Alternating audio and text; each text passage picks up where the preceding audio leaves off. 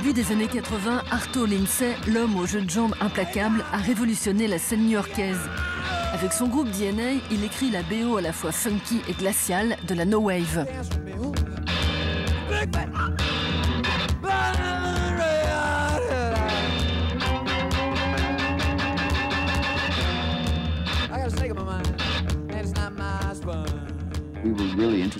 Le truc qui nous intéressait, c'était de faire quelque chose que personne n'avait jamais entendu auparavant. C'était un vrai but pour nous. Et depuis, les gens se sont mis à avoir peur de ce désir, parce qu'il est lié au modernisme, au XXe siècle et au fascisme. Et nous, on n'avait pas peur. On était des gamins, alors on n'avait vraiment pas peur.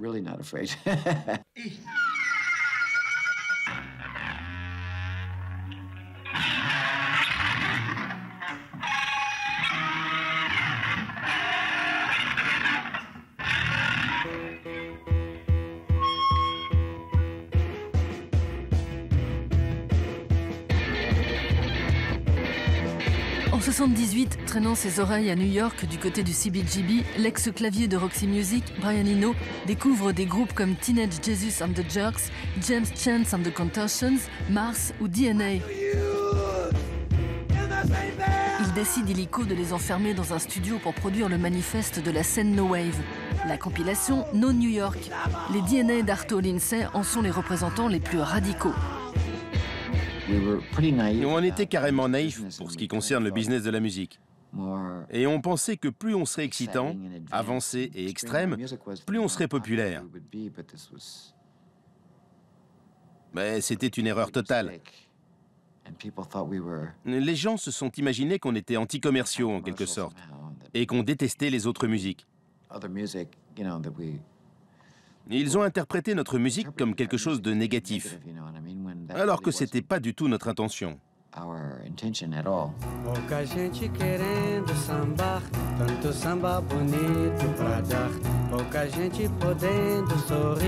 Né en 53 à Richmond, en Virginie, Arto débarque au Brésil à l'âge de 6 ans. Loin des plages de Rio, il passe toute son enfance dans un village au nord-est du pays que tentent d'évangéliser ses parents, des missionnaires protestants. Enfant, à un moment, j'ai voulu être psychiatre. Je crois que c'est juste parce que ça impliquait du sexe. Que j'étais vraiment môme et que je me disais, ouais, je pourrais y penser et en parler toute la journée. Ça serait génial.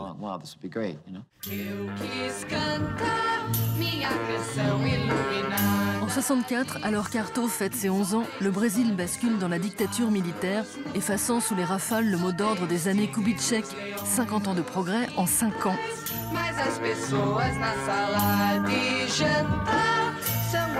En réponse au coup d'État, les musiciens Dos Mutantes, Gilberto Gil, Caetano Veloso et Tom Zé créent le tropicalisme, un mouvement contestataire qui s'oppose au nationalisme en prenant l'ouverture aux cultures occidentales.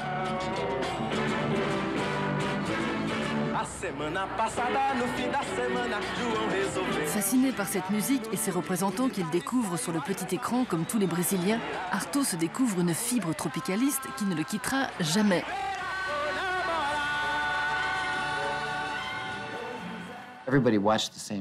Tout le monde regardait les mêmes shows. Les parents, les enfants, les ados, les grands-parents. C'était une période passionnante. Les tropicalistes étaient salvateurs. Ils comprenaient le pouvoir de la télévision et ils savaient très bien l'utiliser pour attirer l'attention. Ils étaient partout, ils étaient populaires, c'était de vrais rockstars, connus de tous. Ma mère aimait même certains des tropicalistes avant moi, juste parce qu'ils étaient mignons. En 70, 2 ans après que les leaders du tropicalisme Caetano Veloso et Gilberto Gil se soient exilés à Londres, Arto rentre aux États-Unis. 4 ans plus tard, il déboule à New York et se retrouve scotché au CBGB devant le groupe de Tom Verlaine, Television. 2 ans plus tard, stimulé par les autres groupes du CBGB et l'énergie d'artistes de rue comme Jean-Michel Basquiat, Arto, qui n'a jamais joué de guitare, branche sa copine Iku, qui n'y connaît rien en batterie, et un type dont il apprécie le look bizarre, Robin Kurtzfield, qui s'improvise bassiste. C'est l'acte de naissance de DNA, ADN en VF.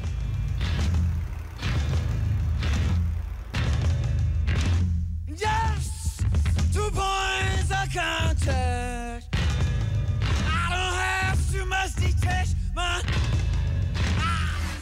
China Burke de Mars, quelques-uns des guitaristes des Contortions et Lydia Lunch, tous ces gens qui étaient sur la compile No New York, beaucoup ne savaient pas jouer une note de guitare et en jouaient quand même.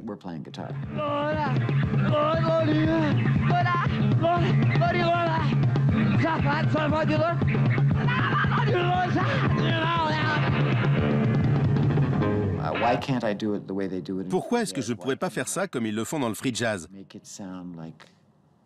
Pourquoi est-ce que je ne pourrais pas sonner comme le Larsen d'Hendrix ou juste...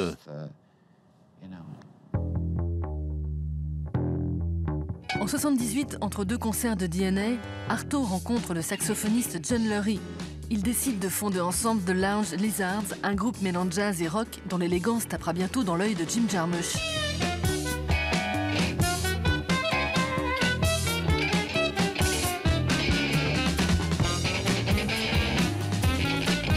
En 81, Arto Lindsay, le guitariste qui ne savait pas jouer de la guitare, est au sommet de sa gloire. On a fait un concert et les filles sont devenues complètement folles. On était en costume et on s'est tous dit « Ok, maintenant on va essayer ça, quelle bonne idée !»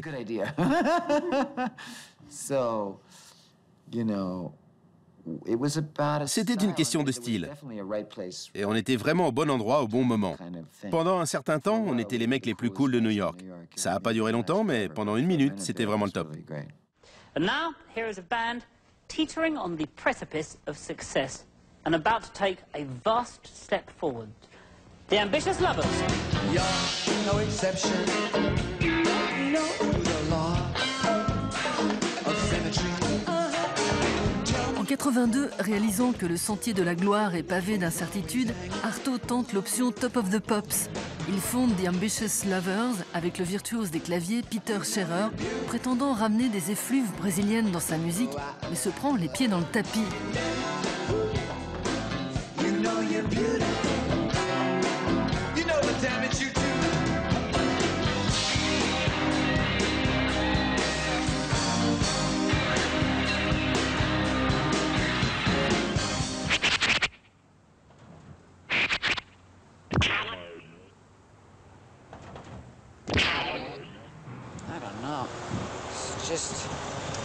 I'm too old for this kind of stuff. I mean, I'm almost 40 years old. I'm 40 years old. Can you imagine that? It's really sick. I mean, I feel like I'm about 15. I feel like I don't know anything, and I feel totally lost. Not totally lost. That would be nice. I feel a little lost, which is boring. Well, it's not even boring. It's just tedious.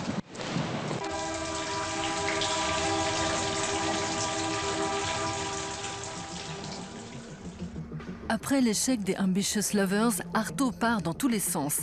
Il multiplie les collaborations, de John Zorn à Sakamoto, produit ses héros de jeunesse, David Byrne ou Caetano Veloso, sort des disques en solo et plonge à corps perdu dans l'expérience électronique. Collaborant avec des sound designers, il devient le chouchou des galeries d'art new-yorkaises, monte des expos au Barbican Center de Londres et crée des parades de rue. Une spirale infernale qui le conduit bientôt à faire l'acteur avec Madonna, dans son nanar Recherche Suzanne désespérément.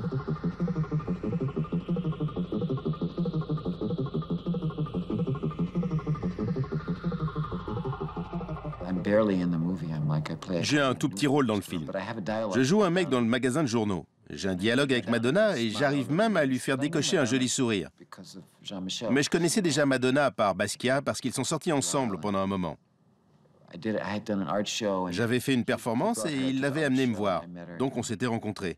Alors quand on s'est apprêté à tourner notre scène commune et que le réalisateur nous a présenté Arto Madonna, Madonna Arto, elle a dit « mais tout le monde connaît Arto ». Et le réal en était baba. En 2010, Arto Lindsay est l'invité du festival Villette Sonic à Paris. Accompagné de ses musiciens américano-brésiliens et de son inusable guitare à 12 cordes, il est toujours à la recherche de l'orgasme sonore.